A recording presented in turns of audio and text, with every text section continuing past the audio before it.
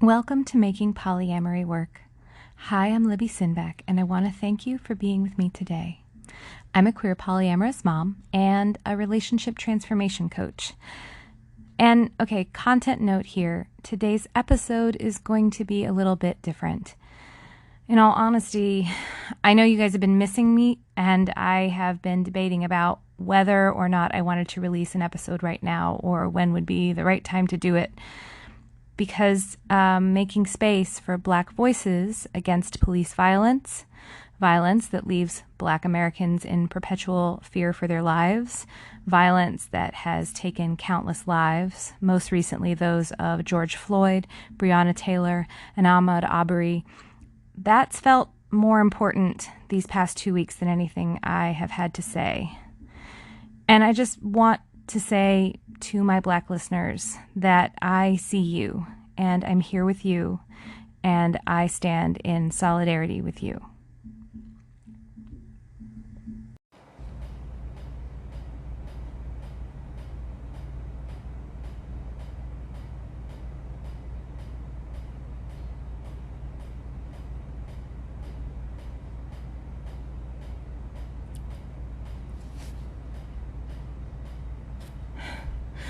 This moment still doesn't quite feel like the time for the episodes I had planned.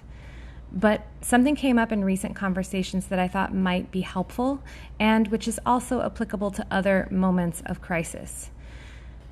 I also want to be honest that it's uncomfortable speaking right now because, as you'll understand better after listening to the rest of this episode, it's very important to me that I stay in my lane, or ring, as I'll go into later. I am going to talk about race in this episode, but I am not any kind of expert or scholar. While I am personally committed to being anti-racist, I'm also white, growing up with a lot of privilege, and I may not get it right here. But after some careful thought and conversations with my friends and family, it felt important to offer this episode to you rather than saying nothing. And fumbling my way through is part of the work of undoing racism. When there's a crisis, it can be like an earthquake. You know, there's an epicenter where people get hit the hardest, but the effect ripples outwards, and it can shake you even if you're not in the middle of it. And it can also be hard to know where to put your feelings or what to say about it and to whom. This is something that all of us have experienced in moments of crisis. And I'm also noticing that right now a lot of white people are confused about it as we are yet again confronted with the destructive impact of white supremacy in America. So to help, I'd like to introduce you to ring theory. This concept was created by Susan Silk, a clinical psychologist. It was first described in an article in the LA Times written by her and her friend Barry Goldman. Susan opened the article by describing how, when she had breast cancer years back, she didn't want any visitors in her hospital room. But for some reason, one of her colleagues felt it was really important to see her after her surgery and really pressed to be able to visit her. And when Susan insisted she wanted no visitors, the colleague said, "Susan, this isn't just about you." And Susan was like, "Oh, really? My breast cancer isn't about me? It's about you?" Now, you might be thinking, as I did, wow, how could someone be so clueless and make someone else's cancer about them? But in a crisis, it can be confusing where to put your grief, even when you're not in the middle of it. Even if you're not in the epicenter, something horrific happening close to you can knock you over, and those feelings can be overwhelming. And if you haven't learned what you're supposed to do, it is easy to say the wrong thing. Maybe most of us know better than to ask a sick person to accommodate our needs in their moment of grappling with their illness, but there are all kinds of other ways that we might stumble. To help people in this situation, Susan came up with something called the ring theory. It's very simple. You draw a circle, and this is the center ring. And you put the name of whomever is in the center of the current trauma inside that circle. In the case of Susan's cancer, that was her. Then you draw a circle around that circle. In that ring, you put the names of the people who are the closest to that person or the situation. Then you add another ring around that one, and you include the names of the people who are the next most impacted. And then add another ring, which would be the next level out from there, and so on and so on. And once you're done, you have what Susan calls your kvetching order. The person in the middle gets to yell and cry to anyone they want whenever they want. And if you're in an outer ring, you get to kvetch too, but only to people on the outer rings from you. So if you're speaking to someone on any of the rings that are smaller than yours, your role is to help. You listen, you hold space for their grief, their pain, their anger, their sadness. You offer compassion, and you center them and their needs. Your needs go to the outer rings. As Susan puts it, you dump out and you send comfort in. Ring theory has been really useful to me because, I'll be honest, I haven't always had the best instincts when it comes to how to appropriately respond to a crisis. I've discovered some additional nuances too that I found useful, which is, first, be careful about ways that you might be covertly centering yourself in a situation. One way I've seen this is people offering support to someone in a center ring when that just isn't appropriate. Receiving care is intimate and vulnerable, and so usually people only want to receive certain kinds of support from people they are close to. So the folks that are just one ring out from them might be the people that they really only want to receive certain kinds of support from, and receiving support from someone where you don't have like a close relationship can feel like an intrusion of your boundaries. It doesn't mean that if you're on an outer ring and you care about the person on the inner ring, but you're just not close to them, that you can't offer any support. It's just that sometimes your role in providing support will be small, and it might go unacknowledged. If you find yourself wanting to show some care towards someone and you don't have an intimate relationship with them, you might have to find another way to give something, like maybe just sending a card or a note or doing something anonymous. It's just really important to always remind yourself that the crisis is, at the end of the day, about them, not about you. Also, don't underestimate the importance of supporting someone in an outer ring who is then supporting someone in an inner ring who is then supporting someone in an inner ring. Providing support for someone you do have a connection to and who is closer to the center than you, but who isn't in the center, can still make a huge difference. I mean, that might look like providing care for the caregiver or the caregiver's caregiver's caregiver, because at the end of the day, we all need care. Finally, don't assume that someone in an inner ring can offer you no care. I know that sounds sort of the opposite of what I've been saying, but hear me out. I've been in some situations where someone close to me is going through something hard, and I've instinctually just resisted bringing up the hard things going on in my life to them and avoided asking them for things that I need from them, or even bringing up difficult topics of conversation that are going on between the two of us.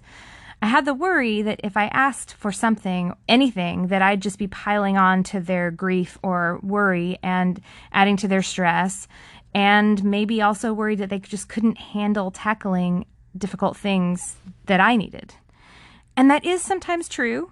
Some people who are in the center or close to the center ring truly do have no bandwidth for providing you any care. But I wouldn't assume that.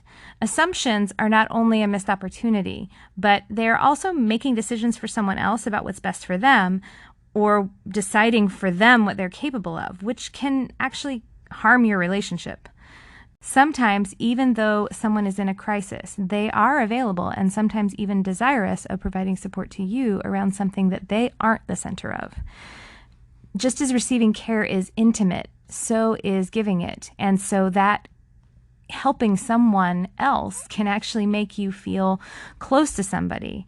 It can also make you feel competent and empowered when something is going terribly wrong in your life and you feel overwhelmed and powerless.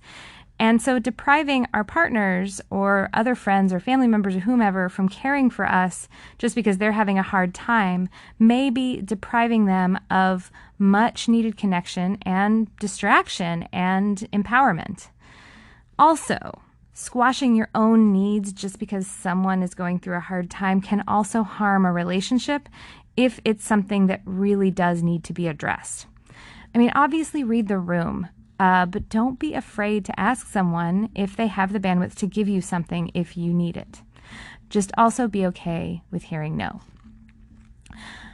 Okay, so content note here. I'm now going to shift to address mostly just my white listeners here for a moment, because I want to offer you a way that you can apply ring theory right now if you're white in America. I really strongly encourage you, if you're a white person in America, to employ ring theory as you work through what might be coming up for you right now as we confront police violence against unarmed Black Americans. It's a story as old as America itself, but I'm seeing that the spotlight is now turned up so brightly on it that some people are only just really seeing it for the first time. By way of example, I think this is the first time I've gotten this many emails from various online businesses that I patronize wanting me to know very specifically that they support Black Lives Matter, that they think Black Lives Matter, and that they stand against police violence. And I think that's really great, and I'm very heartened by how many new people are joining the conversation. But also, it's important to understand that this issue is something Black people have been shouting about for decades. So it isn't a new idea, even if you're new to the conversation. And if you are new to the conversation and you're white, it's extremely important as you proceed to participate, which I hope you will. It's important to understand which ring you are in. It's understandable that if you're just now becoming conscious of exactly how disproportionately dangerous it is to interact with the police if you're Black in America, that you might be uncomfortable. You might have questions. You might have a lot of feelings, especially if you were unaware of your privilege as a white person. Lots of emotions might come up for you, and that's normal. You might be feeling some grief, shame, anguish, sadness, helplessness, fear, anger, empathy. You might also feel confused, uncertain, upset, and possibly even triggered. And all of that is reasonable.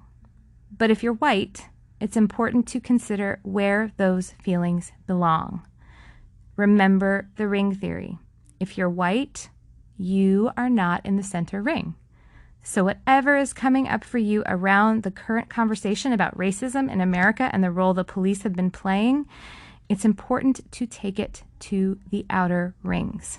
The perspective I'm sharing here is drawn from the writing of numerous Black scholars, too many to name, but I just want to name a couple that I have read, including Stacey Patton and Dee Dee Delgado, and just countless others who have written about how whiteness centers itself in nearly all aspects of American life. This can be very hard to see if you're white, and it can also be hard to stop doing if you're used to centering yourself by default. Here are some examples of where you might need to actively work to decenter yourself as a white person right now. For example, you might come across an idea or perspective that you just don't understand or have never heard before. If you're new to some of these ideas, that's reasonable, but don't ask a Black person to explain things to you. That's like asking someone in the throes of grief from losing someone they love to explain how grief works to you. That's asking them to do work when they are in the center ring and should only be receiving support. Does that mean, though, that you have to sit in your ignorance? Absolutely not. Just take it to the outer rings. Now, what does that mean? Well, honestly, I'd start with Google, because one thing I've found is that if someone is sharing an idea or perspective that sounds really obvious to them, but that's totally new to me, is that there's probably been a lot written about it somewhere. So I can just go look it up. If that's not working for you, I bet you can go to the outer rings. I bet there are plenty of people there who might be able to educate you if you politely ask them. Now, sometimes you might come across an idea or perspective that is challenging to you or that you disagree with. That's fine. But if the person sharing that idea or perspective is a person of color, they're in an inner ring. And if you're in an inner ring, your job is to help. So your job is to listen and send support. And if you've got a problem with what the person is saying, take it to the outer rings. What might that look like? Maybe reach out to a friend or a family member that you trust and ask them to rumble on this idea with you, or talk to your therapist or your coach if you have one. Just, that's where you need to go. You also might feel defensive right now, and you might feel inclined to say things like, not all white people or not all cops, or you might feel inclined to make some kind of big show about how you're one of the good ones in some kind of way. And again, that's a really reasonable way to feel. Also, it's the equivalent of telling someone who just got hit by a car and is lying on the street bleeding that not every driver hits people. And, well, I didn't hit you with that car, and actually I'm a very good driver. See, look at all these books and articles I've read about driving. This is not the moment for that. I mean, it's okay to want to feel like a good person. It's okay to want to defend people who are good, but take it to the outer rings. Ask someone who loves you to listen and hold space for your need to be good. Don't put that on Black people. Finally, you might be just hurting right now. You might be stuck in your shame around your privilege, your heartbreak over how Black people are treated in America, and you just want to show solidarity and support. Even here, it's important to be careful. Katie Anthony wrote a wonderful blog post about this, actually. She gave the examples of how white people, particularly white feminists who are trying to show solidarity and be anti-racist, actually end up making things about them. I think that this neatly parallels the other example that Susan Silk brought up in her Ring Theory article. She tells the story of a friend of hers who had a brain aneurysm, and after being in intensive care, she was in really rough shape, and one of her friends came to visit and was pretty shaken up by her appearance. And the friend steps out of the hospital room and says to the woman's husband, "Oh my God, I wasn't prepared for this. I don't know if I can handle it." That's not a wrong way to feel, but it's absolutely the wrong thing to say to this woman's husband. And so similarly, if you're white and the way America disenfranchises, incarcerates, and murders Black people causes you a lot of pain and grief, yes, you should feel those things. And you do get to cry and scream and vent and whatever. It doesn't mean your pain and anger and grief and shame about all of these things doesn't matter. It doesn't mean that you can't ask for support. You just take it to the outer rings. Also, if you're white, make sure that you are paying attention to not broadcasting your kvetching right now.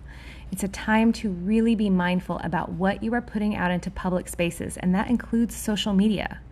Right now is a really good time to pause and listen and amplify Black voices, especially if you have a platform, lots of followers, lots of people paying attention to you.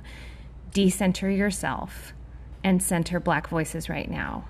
Because really, anytime that you are putting a microphone, whether figurative or literal, to your feelings right now, whether it's talking to a reporter at a protest or posting on Facebook or Twitter, you are taking up space in the center. Take it to the outer rings. Talk about this stuff, but talk about it at home, with your family, with your friends, with your coworkers, with people who will listen to you. And pour comfort, support, and whatever resources you can toward Black lives. If you're looking for where to send your resources, I have some links in the show notes. So, to recap, when there's a crisis, the best way to figure out what to say and who to say it to is to find your ring. You send support to the inner rings, and you get support from the outer rings. And in our nation, right now, Black Americans are in the center. That may be uncomfortable for you if you're white, because whiteness is often at the center. But on the outer rings, there is so much crucial work to do.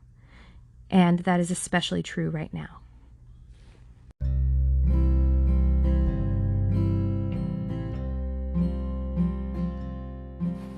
Thank you so much for joining me today. If you have any thoughts about what I've said or a question you'd like me to answer on the show, I'd love to hear from you. You can reach me on my website, libbysinback.com. You can email me at libby@libbysinback.com. And you can also connect with me on social media. Mostly I'm on Facebook, but I also have Instagram. I'm going to leave that here for now, and I will hopefully have a new episode for you very soon. If you want to know when that's going to be, just make sure you subscribe to my podcast or check me out on social media, because I'll be posting there as well. Have a great week, and I'll talk to you soon.